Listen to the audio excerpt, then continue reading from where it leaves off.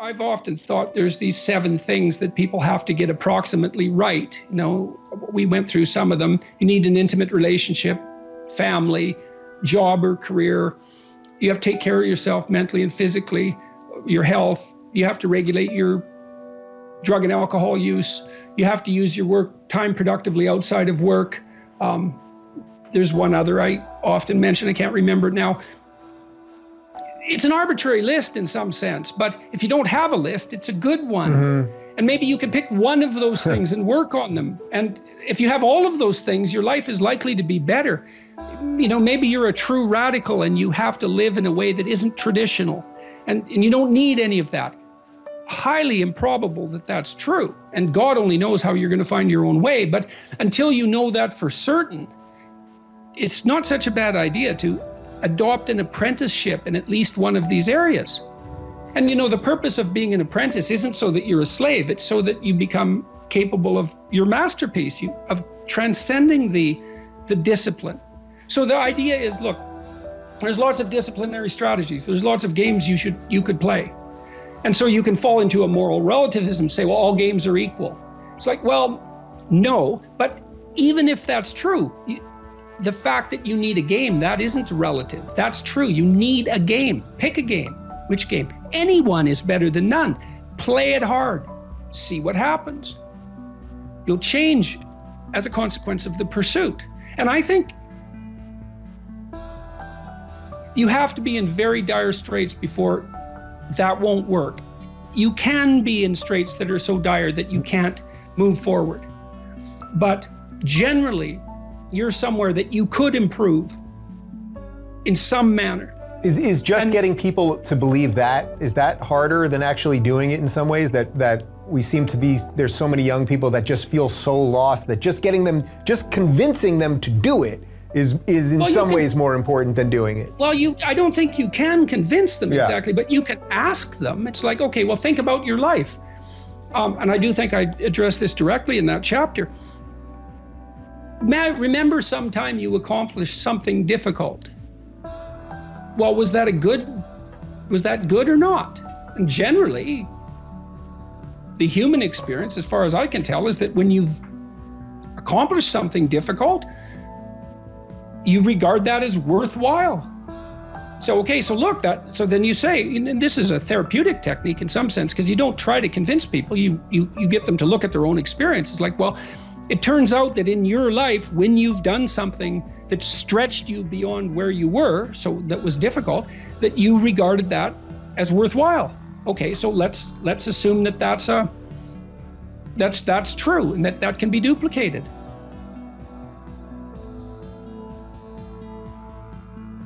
Most people have problems in living, they don't have psychological problems.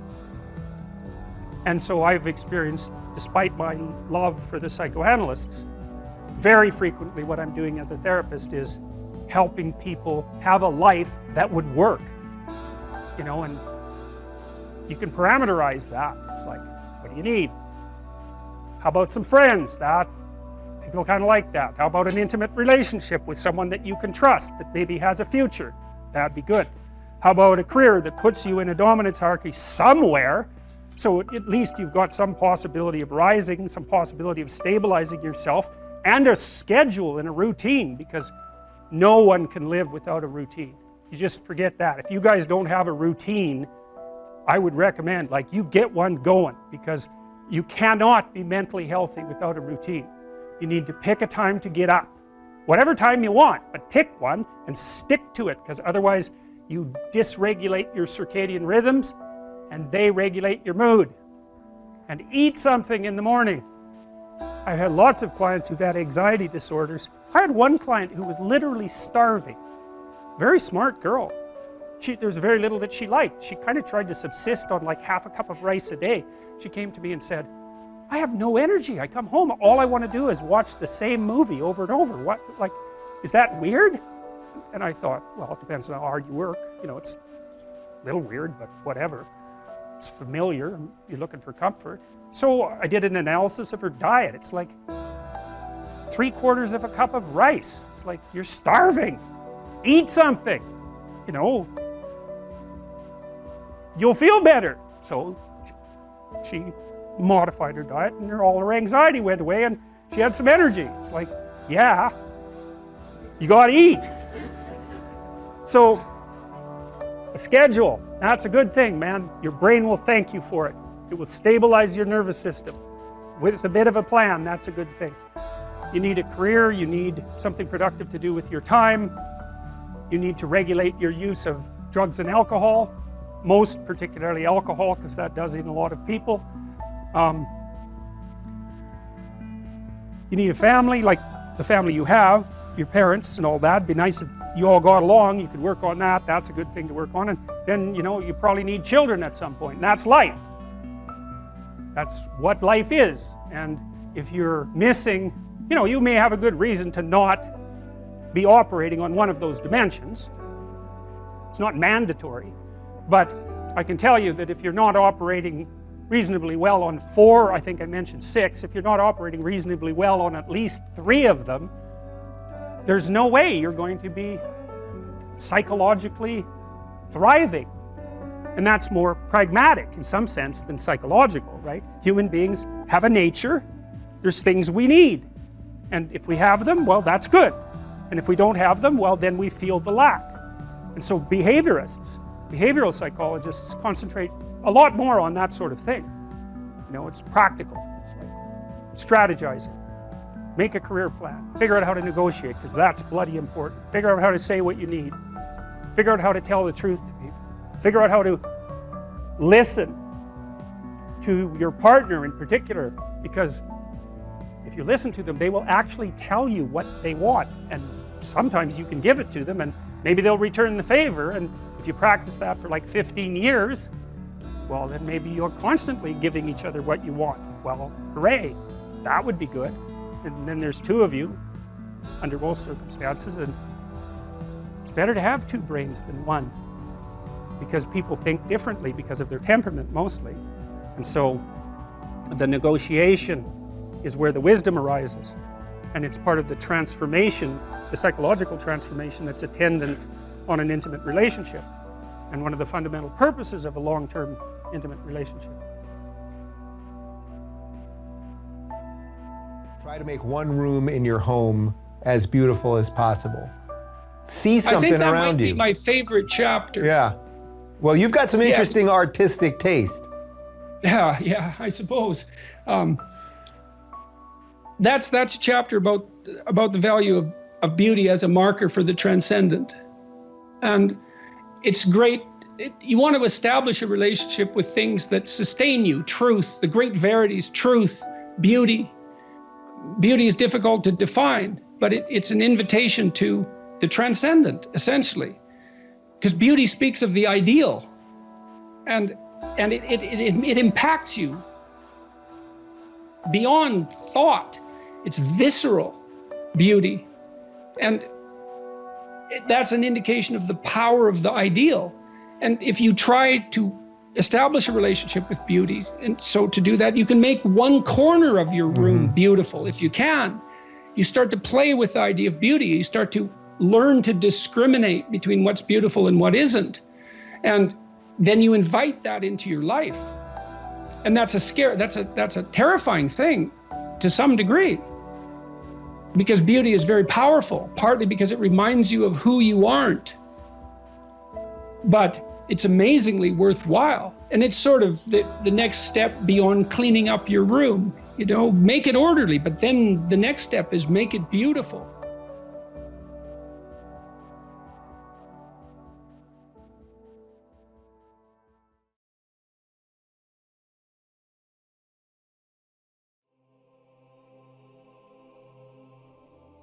So you're done being someone that you were, a school kid. You're done with that.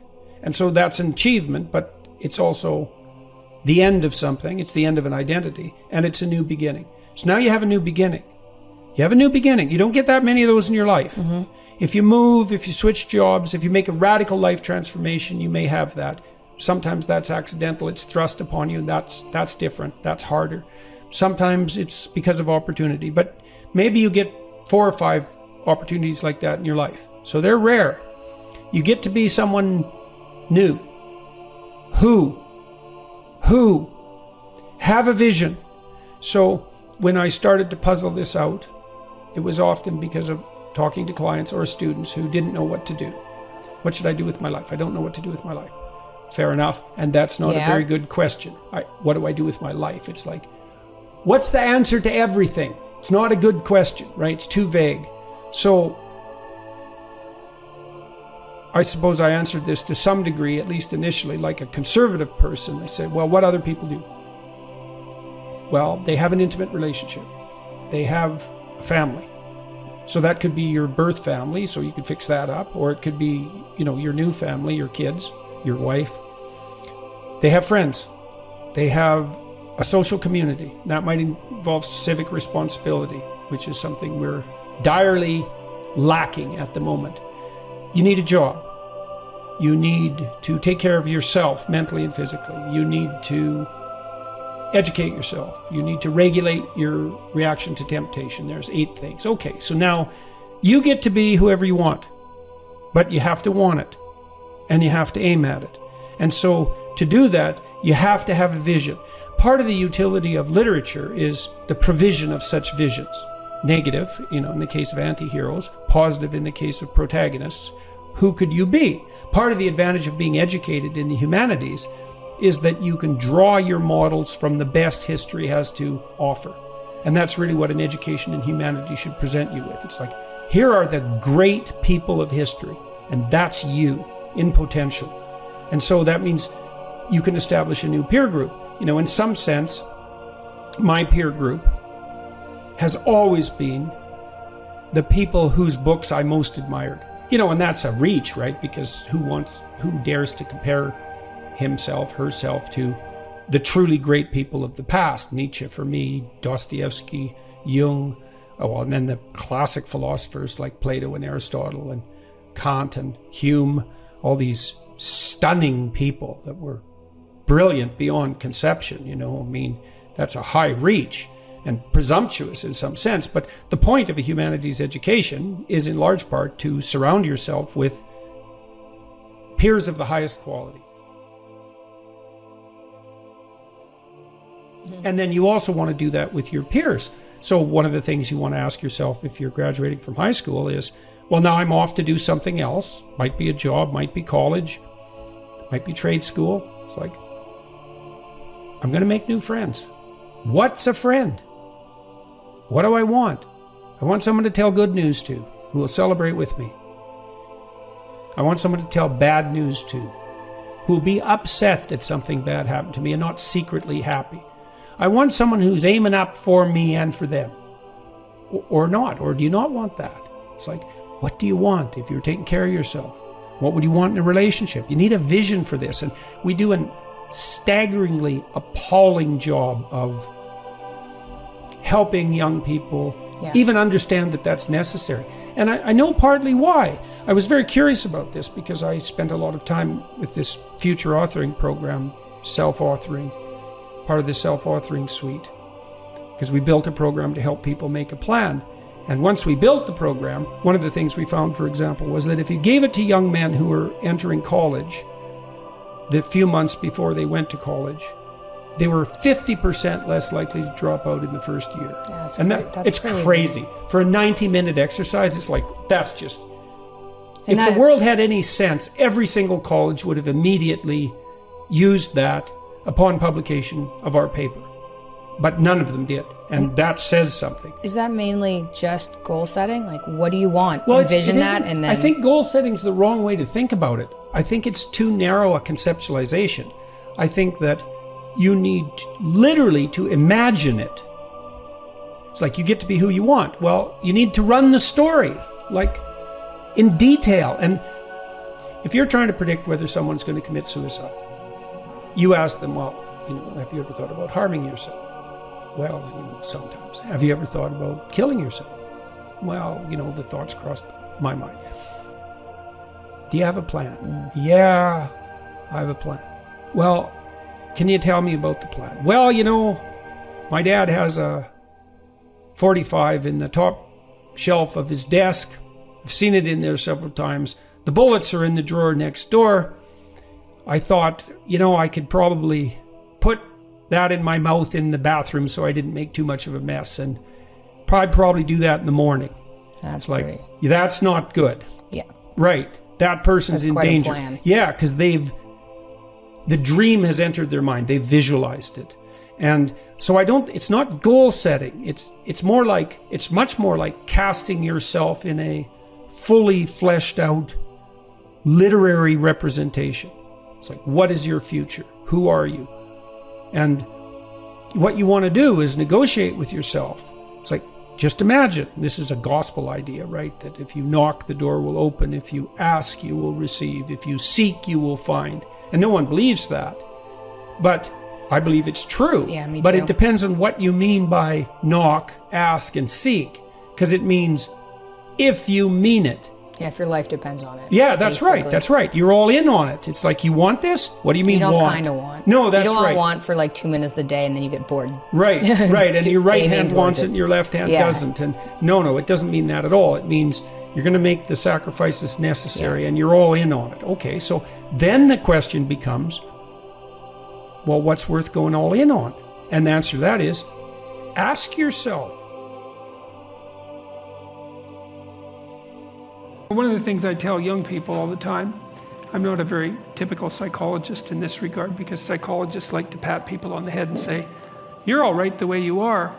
I talked to Bishop Barron a while ago. I'm going to broadcast this, and he said that the Catholic priests were trained in the 1960s to kind of be accepting, humanistically. Mm-hmm. You're okay the way you are, And that's such rubbish. It's like, not only are you not okay the way you are, you don't think that anybody else is okay the way they are either.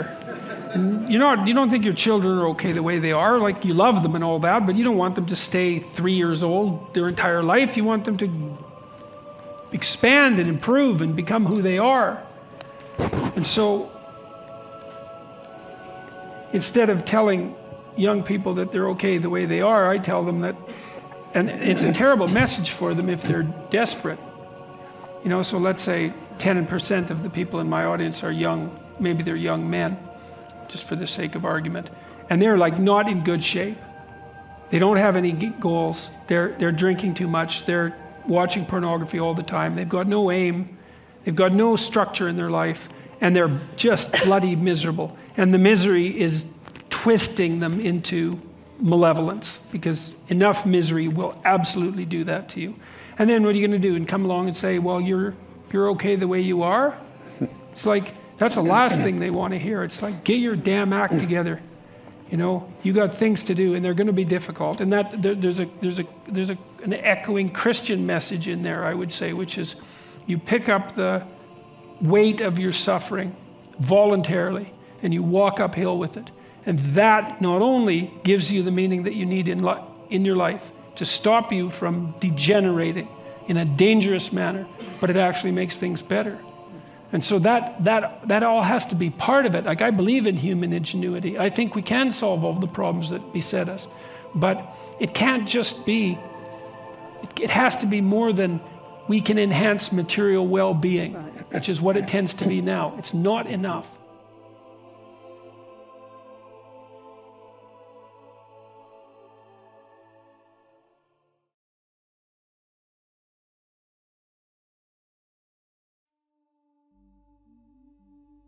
You might say, well, what might you replace an ideology with? And I would say, well, a differentiated view of and strategy for life.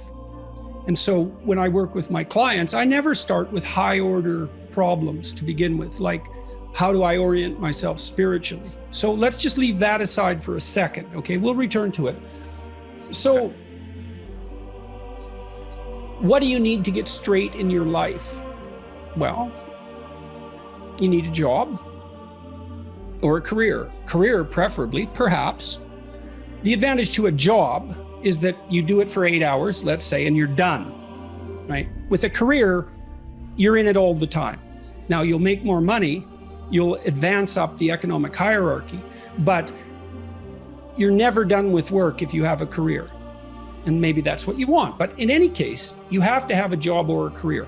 Why? Well, you don't want to starve. You want to take care of yourself and the people that are dependent on you. There are practical, obvious practical reasons, but there are psychological reasons too. I mean, a job gives you something to do every day, just as your career does. And it also addresses the deep human need to be of value and service to other people. And so that needs to be attended to. So if you're a young person, it's like, okay, have a plan. You need a job and a career. It would be good if it was something that you could be competent at. So the smarter you are, pure IQ, the more complex job you can manage. And then if you add the development of discipline to that, so that's the development of conscientiousness, that can further you. So you need conscientiousness and intelligence to be competent. And the more hardworking you are and the more intelligent, the more complex the job you can manage. So if you're of average intelligence, which you've probably figured out by the time you're 18 or so, it's going to be very, very difficult for you to be a high-end corporate lawyer unless you work insanely hard. So your better bet is to pick a profession that isn't so cognitively demanding, that's still useful. And trades are great as far as I'm concerned. It's not like tradespeople aren't skilled, and it's not like trades don't require intelligence. I am not saying that. Mm-hmm. But it doesn't require as much abstraction, generally speaking. Like if you want to be a lawyer, you have to be hyper literate and like 90th percentile literate fundamentally. And you have to be able to formulate verbal arguments, or you're going to get crushed by someone who can do it. Okay, so job and career, you need a plan. Okay, education. You should be as educated as you are intelligent. You should have a plan for that. Yeah. Okay, and it should continue because things change quick and you better keep up. Okay, so you should have a vision of that. People don't seem to do well without an intimate relationship. It'd be good if you could have a family and bring peace to the family that you have, because family is important, extraordinarily important. Those connections, so intimate relationship and family, whether that's your parents, your siblings, or the family that you start. You need a plan for that and a vision of that. You have to take care of your physical and mental health. You have to regulate your drug and alcohol intake. You have to figure out how to make productive and meaningful use of the time that's allotted to you outside of your obligations. That's extraordinarily useful. And you have to address your philosophical or spiritual / aesthetic yearnings, such as they might be. Well, so that's better than an ideology, a plan. Sure, right. Now, and as you climb up your career, as you expand your competence and power, well, then you can get involved in larger scale transformations if that's where your interest takes you. And so with job and career, you should be competent and interested in it. That's a good pathway to success. I had already concluded intellectually that there was nothing good about nihilism and bitterness and resentment, that it was unbelievably dangerous, and that it isn't justified under any circumstances. And then I entered these extreme circumstances and I thought, oh, well, this justifies it. It's like, I can't see how anybody could be in this situation and not shake their fist at God and in outrage.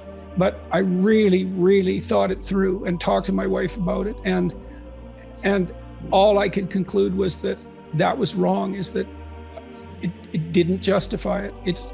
There was nothing good in it. There was nothing helpful in it. All it was doing was hurting me. It was interfering with whatever good I still might be able to do in the world. The last chapter of my new book is Be Grateful in Spite of Your Suffering. And that was a chapter I,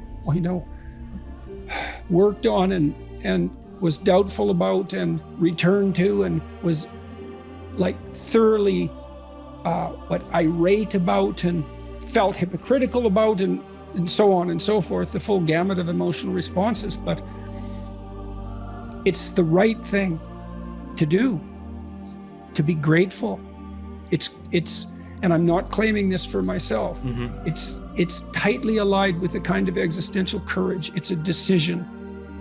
And undoubtedly there are people who've been pushed farther in the domain of pain than me. burn victims, people, suffer unimaginable agony. And I would never dare to compare my pain to someone else's extraordinary pain. It was certainly far worse than every day that I spent in the last 2 years was worse than any day I had before that by a huge margin. So for me, it was, well, like I said, if it had got any more extreme, I can't imagine that I would have lived through it. So the first conclusion was, you still, under those conditions, you orient yourself upward and you try to do good in the world, and you don't. If you fall prey to resentment and anger and hostility, however justified, not even however rationalized, but however justified, even if an objective observer would say, well, no wonder you feel that way, it's not helpful. So there is no good in it. That's what you said. I see no good in it. But then I wonder, like I would agree with you. I'm inclined to agree with that there's no good in that. But there's the old cliched adage about going through hard times, revealing certain silver linings and certain benefits that you may not see in the moment. So are you open to that possibility of, in the future, some realization? There has been, I guess that this thing we already discussed, I would say, is of benefit. Whether that benefit justifies what I went through, I would say. So would I repeat what I went through, and still going through for that matter? I mean, I've only been feeling somewhat better for 5-6 days. I wouldn't repeat it to learn that. Well, and maybe you're still learning something. Maybe there's still something that's to come, some realization. I mean, I'm not saying that's the case. I know you're not. Yeah. Well, God only knows, right? I mean, God knows. It wasn't until this last week that I really thought that through and realized that however extreme my pain, which was diffuse, it didn't justify resentment. It didn't justify ingratitude. It certainly didn't make those things work. But then the other thing that I did realize was, and people have commented on that being a difference between this book and the first book. The second book is more communitarian. There's less humor in it because I just wasn't up to humor, But there's more emphasis on cooperation and the social role in ethical behavior. And I think that's partly a consequence of me observing how far above the call of duty my friends and my family went while they were caring for me. And not only my friends and my family, but medical personnel and the general public who've been the general public, my viewers, readers, and listeners, let's say, have been unbelievably loyal and supportive. And so I've seen this outpouring of love from, at the micro level within my family and from my friends and from people I don't know, but who I communicate with. That saved my life for sure. There's no doubt about that. Multiple times, many, many times. The reason I emphasize individual responsibility, there's two reasons. One is, well, you can start right now, right where you are, no matter what you're doing. So you have that at hand. Second, if you become more responsible, you probably won't hurt anyone by doing it, right? It removes the convenience of the enemy. And that's given how terrible it is for us to generate, say, class-based explanations of enmity or racial-based explanations of enmity. That's something we really have to step carefully around. I mean, the worst crimes the human race has ever committed have been generated by class-based hypotheses of malevolence, class or ethnicity-based hypotheses of malevolence. It's terrible. And we need to avoid that. And I don't see that adopting more individual responsibility, even though it's not a cure-all, it doesn't, that's one danger it doesn't pose, in my estimation.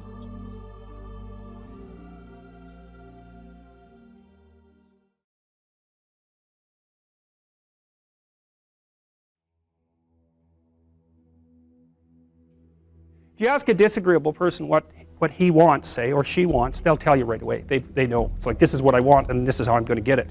But agreeable people, especially if they're really agreeable, are so agreeable that they often don't even know what they want, because they're so accustomed to living for other people and to finding out what other people want and to trying to make them comfortable and so forth, that it's harder for them to find a sense of their own desires as they move through life. And that's not, look, there's situations where that's advantageous, but it's certainly not advantageous if you're going to try to forge yourself a career. That just doesn't work at all. And so even though on average men and women aren't that much different in terms of their levels of agreeableness by the group, if you go out and you look at the extremes, they're very different. So all of the most agreeable people are women, and all of the most disagreeable people are men. And the thing is, the extremes are often what matter rather than what's in the middle. And so one of the ways that's reflected in society, by the way, is there's way more men in prison. And the best personality predictor of being imprisoned is to be low in agreeableness. It makes you callous. Now you might think, well, what's the opposite of compassion and politeness? And the answer to that is, I think it's best sort of conceptualized as a trading game. So let's say that we're going to play repeated trading games. And if you're very agreeable, then you're going to bargain harder on my behalf than you're going to bargain on your own behalf. Whereas if you're very disagreeable, you're going to do the reverse. You're going to think, I'm in this trading game for me, and you're going to take care of your own interests. Where an agreeable person is going to say, no, at best this is, at worst this has to be 50-50, but I'd like to help you every way I can. One of the things you have to be careful of if you're agreeable is not to be exploited, because you'll line up to be exploited. And I think the reason for that is because you're wired to be exploited by infants.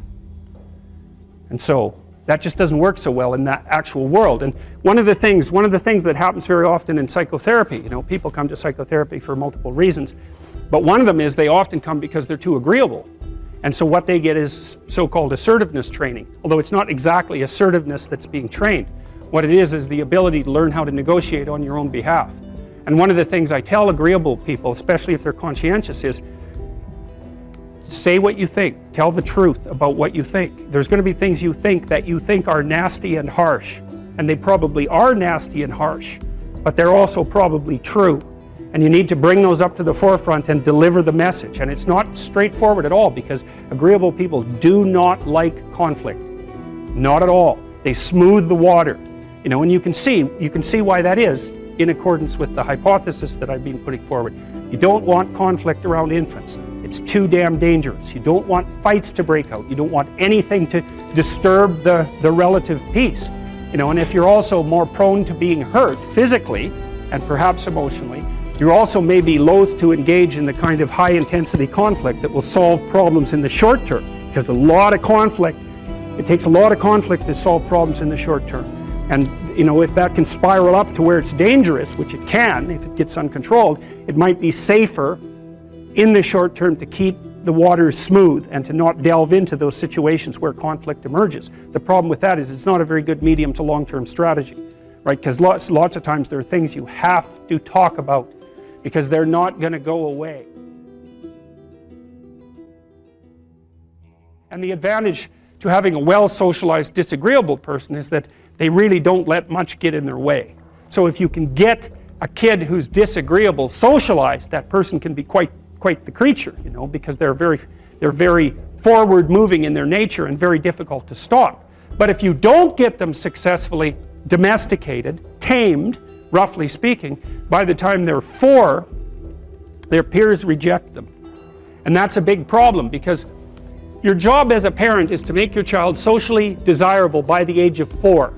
Like you want to burn that into your brain, because people don't know that. That's your job. And here's why. It's easy if you think about it carefully. So you imagine you've got a 3-year-old child, so sort of halfway through that initial period of socialization, and you take that child out in public. Okay, what do you want for the child? Who cares about you? What do you want for the child? You want the child to be able to interact with other children and adults so that the children are welcoming and smile and want to play with him or her, and so the adults are happy to see the child and treat him or her properly. And if your child's a horrible little monster because you're afraid of disciplining them or you don't know how to do that properly, then what they're going to do is they're going to experience nothing but rejection from other children and false smiles from other parents and adults. And so then you're throwing the child out there into a world where every single face that they see is either hostile or lying. And that's not something that's going to be particularly conducive to the mental health or the well-being of your child. If your child can learn a couple simple rules of behavior, like don't interrupt adults when they're talking too much, and pay attention, and try not to hit the other kids over the head with the truck any more than is absolutely necessary, then, and share and play properly, then when they meet other kids, the kids are going to try out a few little play routines on them, and that's going to go well, and then they're going to go off and socialize each other for the rest of their lives. Because that's what happens, is that from 4 years old onwards, the primary socialization with children takes place among other children. And so if the kids don't get in on that early, they don't move into that developmental spiral upwards, and they're left behind. And you can imagine how terrible that is, because a 4-year-old will not play with another 4-year-old who's 2. But a 5-year-old certainly will not play with a 5-year-old who's 2, right? Because the gap is just starting to get unbelievably large. And so the kids start out behind, and then the peers leave them behind, and then those kids are alienated and outside the peer group for the rest of their life. Well, those are the ones that grow up to be long-term antisocial, right? They're already aggressive. It doesn't dip down. Now, what happens to normal boys, roughly speaking? Imagine the aggressive 2-year-old types. They get socialized, so their level of aggression goes down, and then they hit puberty and testosterone kicks in, and bang, levels of aggression go back up. And so that's why males are criminals between the ages roughly of 16 and about 25.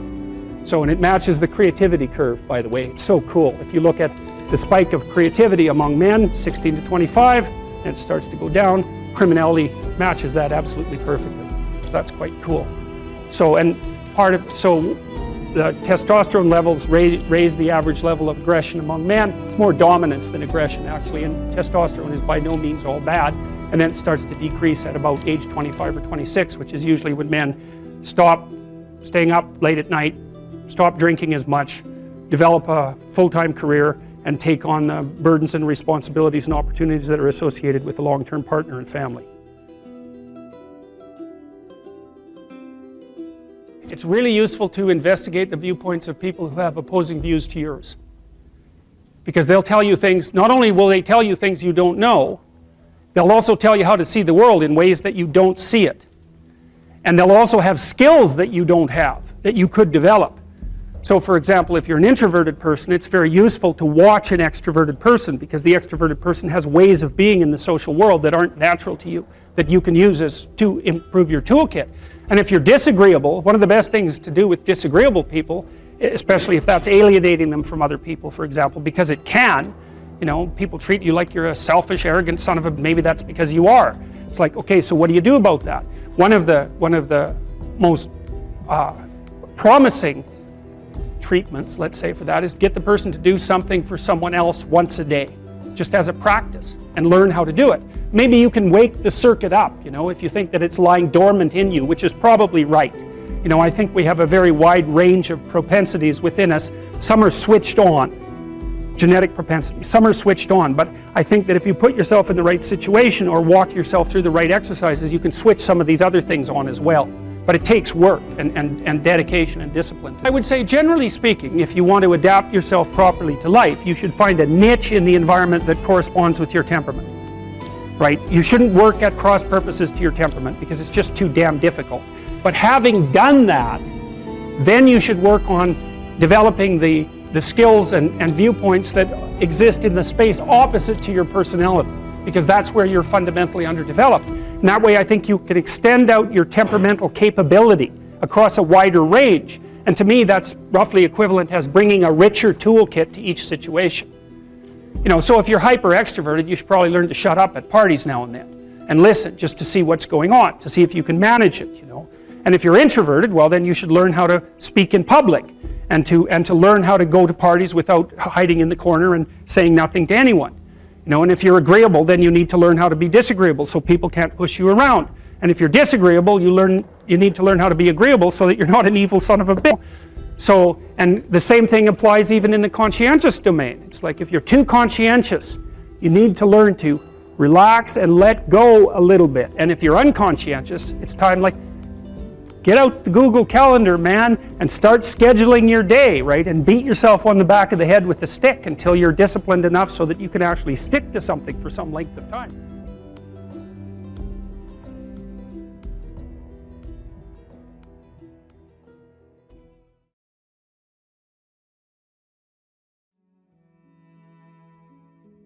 You know, people are aware of the future in ways that animals aren't, or animals are only partially aware. We're very aware of the future and aware of our mortal limitations in a manner that seems unique to human beings. And we constantly sacrifice the present to the future. That's actually the definition of work. And that emerges very early on in the biblical narrative corpus, the idea that humans are destined to work, but that also work is the sacrifice of the present. And that's part of the fall in some sense. It's the sacrifice of the present to the future. And we regard that as the hallmark of maturity, fundamentally, right? Can you delay gratification? Well, if the answer is no, it's, well, then you're 2. Can you delay gratification? Well, then, I mean that technically, because 2-year-olds can't delay gratification, which makes it very difficult for other people to play with them, for example. If you can delay gratification, then you can work. If you can work, then you're mature. It's the definition of maturity and responsibility. And it does pervade, it's so interesting to see that it pervades the active attention itself, and that there's no, because, you know, I used to ask my students, because I was trying to figure this out, I'd ask them a question like, well, why are you writing this essay? Or what are you doing when you're writing this essay? That's a better question. So you think, what is someone doing when they're writing an essay? And one answer is, say they're doing it on a computer. Well, they're moving their fingers up and down. And that's actually a really good answer, because that's not an idea, right? Moving your fingers up and down, that's not an idea. That's where your spirit meets your body. You're actually moving something physical. And you don't really have consciousness of the musculature, or, you know, you don't know how you move your fingers, but you can do it. And so at the highest level of resolution, when you're writing an essay, you're moving your fingers. And now you know how to type, and you have automated structures for doing that. And then you're composing words, and the words are in phrases, and the phrases are in sentences, and the sentences are in paragraphs, and the paragraphs are in sections, and the whole thing makes an essay. But then that's a subset of a class, and you want to grade for the class because you want to pass the class, because you want to get your degree. But why do you want to get your degree? It's, well, maybe you're interested in that field of study, and you think being a scholar is a good thing, and you want to have a job. And so while you're writing an essay, what are you doing? Preparing to have your career? And then are you doing that because you want to be a good citizen and a good father, perhaps a good mother? And do you want to do that because you want to be a good person? Or are you mixed up in all of that? But so you're doing all of those things well or badly at the same time, all the time, with everything you do, all the time. And there's no way around that. It can't be simplified. The whole structure has to be there. And that's another reason why we don't have general purpose robots yet, is that they're just not embedded in that ethic that stretches all the way up from the most minute motor patterns of action and perception to the highest possible ethical striving. You realize that in order to exist in the world, you're constantly having to sacrifice. That is, you have to sacrifice the idiosyncrasies in order to be able to grasp the object, because this can be all kinds of things, right? It could be a dog's chew toy, it could be a million things. But in order to be able to grasp it, I have to sacrifice the idiosyncrasies. And I also have to somehow, let's say, recognize it in its highest form, or kind of move it towards its highest form. And that seems to be an aspect of religious thinking, which is actually part of attention, which is sacrifice. Well, the sacrificial aspect of attention in part is that whenever you see something as that thing, you sacrifice the possibility of all the other things it could be. And that's delimiting to a large degree. You know, it hems you in, but that's also a relief, because, you know, how many bloody million things do you want to attend to at one time? But so part of the reason, you know, the idea of sacrifice, conscious idea of sacrifice, emerges very early on, for example, in the biblical writings, because the second story in Genesis, I think it's Genesis 3, is that the Cain and Abel story? Is Genesis 3 or 2? After Genesis 3. Genesis 4, I guess. 4, okay. So it's very early on. And there's this insistence that, so human beings are already destined to work.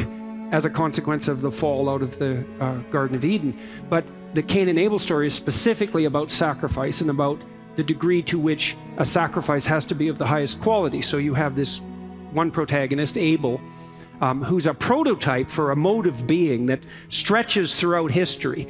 And Abel's sacrifices are to the highest, to that which is the highest imaginable. So he's aiming as high as he can. And they're genuine and honest.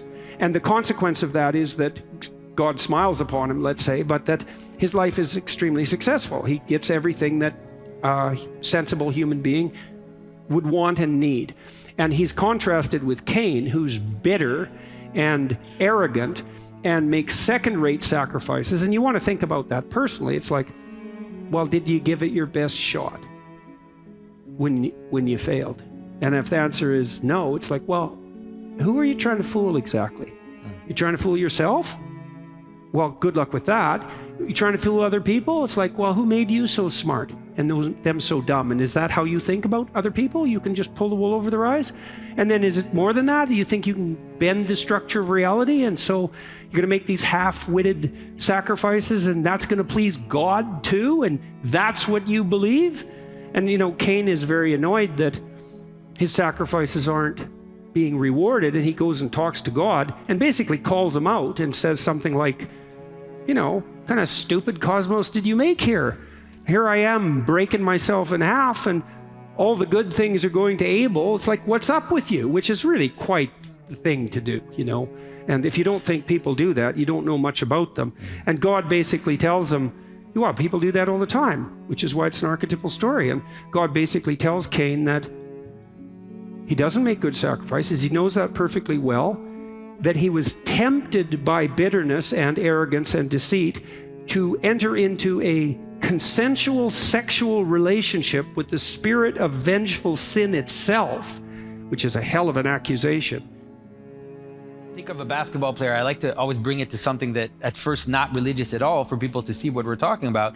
The basketball player has to, one, sacrifice a million things that all his friends are doing that are fun or that he could be doing. He has to take away all the idiosyncrasies and focus on one thing. Mm-hmm. And then that's when the Abel sacrifice comes in. He has to give his best. Mm-hmm. If he doesn't give his best, then he won't make it. There's no way. And so the sacrificial pattern enters into pretty much any type of excellence or excellent behavior.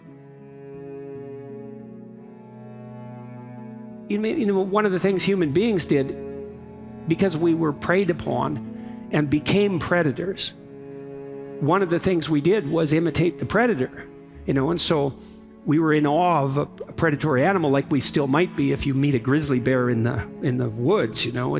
You might freeze and you're certainly going to attend to it.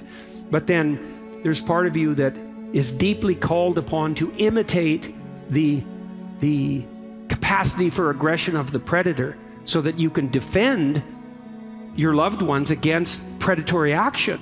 And some of that would be to be the warrior that can fight off the grizzly bear, but then abstracted up into the religious sense, it would be to be the ethical actor who can protect your family from unscrupulous psychopaths, you know, forces of malevolence that border on the satanic.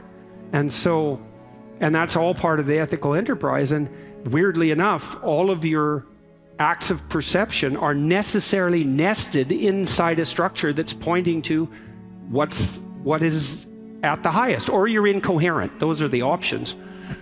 Well, that's a strange thing, right? Because you can say, well, maybe your hierarchy of value isn't unified and there's nothing at the top. It's like, okay, it's not unified. Well, then you're confused. And if you're with someone and your hierarchies of value aren't unified, then you are in conflict. Or you're aimless, or you're hopeless, or you're anxious, or you're lost. That's the phenomenological consequence of lacking this united pyramidal ethic. So you can't get away from the necessity of this unless you want to live, you know, aimless, nihilistic, confused, hopeless, all of that.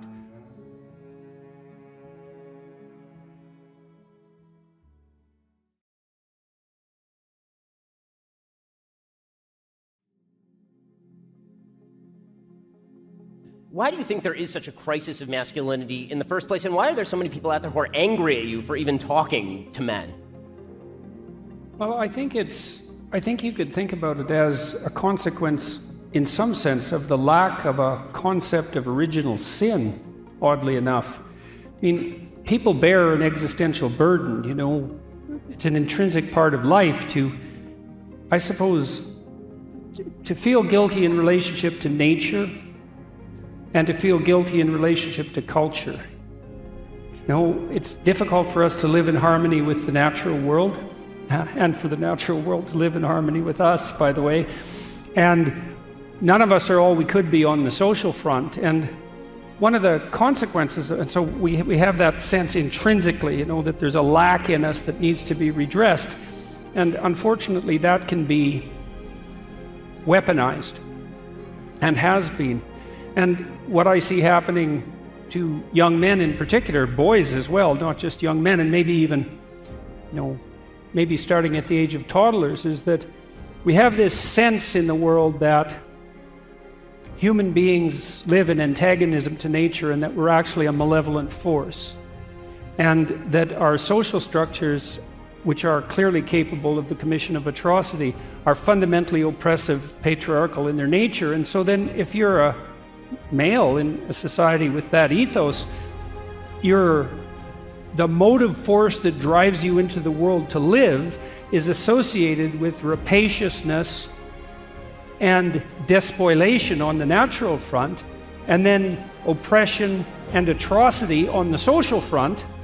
It's like, well then, if you're the least bit conscientious, because this sort of accusation hurts conscientious young men the most, then the best you can do is, well, let's say castrate yourself. How would that be? And that would be real comical, except that it's also happening.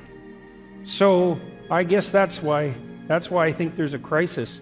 And there's something serious at the root of it, right? Because we do have to take the fact of the potential damage we can do to the natural world and the social world. We have to take that seriously, but the proper consequence of taking that seriously is not to commit hara-kiri, let's say, in a fit of moral anxiety and take yourself completely out of the game. But that's the insistence now, and it's really, and I see that psychoanalytically, you know, I see that as a manifestation at a symbolic level of something like, well, symbolically, that's associated with the devouring mother, right? It's an overweening and destructive false compassion that has this devouring quality. And yeah, and that's basically where we're at. The thing is, I never really set out to talk to men specifically, but I did set out, at least in part, to make a case for the utility of both the feminine and the masculine spirit. And it turned out that making the case for the masculine spirit was something that was more demanded by the culture, let's say. The anger, that's a complicated issue. We touched on some of it in relationship to the despoiling of nature and the idea of the oppressive and atrocity committing patriarchy. But then there's another issue too, which I think is germane.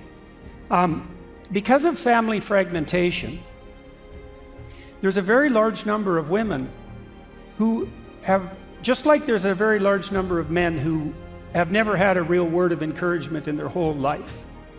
It's a really sad thing to see. It's a really, really sad thing to see that deeply and to have seen that reflected in so many thousands of people. But there are many women who've never had a positive relationship with anyone male in their life. And so one of the consequences of that, we know, for example, that younger women are more likely to be attracted to men who show dark triad traits, narcissistic, Machiavellian, and psychopathic. And people who have those traits are characterized by the mimicry of competence.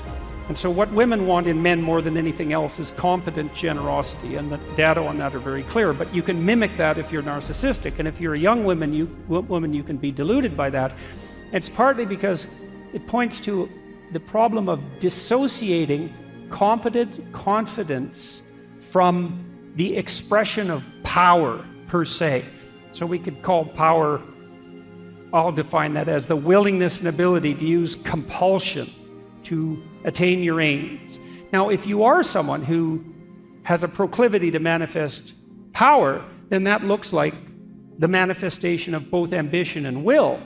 And if you haven't had a positive relationship with anyone masculine in your life, and maybe not even with your own internal masculinity, say, you can't discriminate between power and the ambition that serves competence.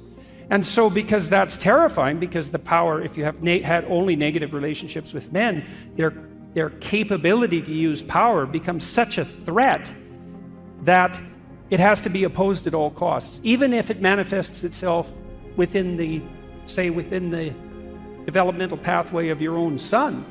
And so some of that's familial breakdown, and then you have a multi-generational pattern of that, and that makes it even worse. And so that's definitely part of it. You know, there's an ideological drum that's being beaten constantly, both on the sociological constructivist front, right? That's the oppressive patriarchy, and then on the environmental front. And then you add to that the fact that, well, on the leftists, especially the radical types, their whole damn doctrine, it's the most pathological doctrine you could invent if you set out to invent a pathological doctrine. And I mean that. I'm not making a joke. I really mean that in the deepest possible sense. The notion that the fundamental human motivation is the willingness and ability to use compulsion, power. It's all about power. And every time I hear that now from someone, I think, that is not a sociological observation. That is a confession on your part. And it's also just complete bloody nonsense. I mean, you all know this. You have friends because they're compelled to be your friends? Like, that's definitely not how you have friends. You might have bully henchmen that way, but you don't have friends. Power is an extraordinarily unstable basis to establish a marriage on. Plus, it just doesn't work, because it turns out that women, who are so annoying, are very difficult to oppress, you know. So you can try, but it's not that easy. And I don't think that we've been all that historically successful in doing so. But it's also a preposterous proposition, because the expression of power within an intimate relationship does not produce intimacy or a relationship. The best it can produce is like a combination of tyranny and slavery, and that does not characterize the institution of marriage per se.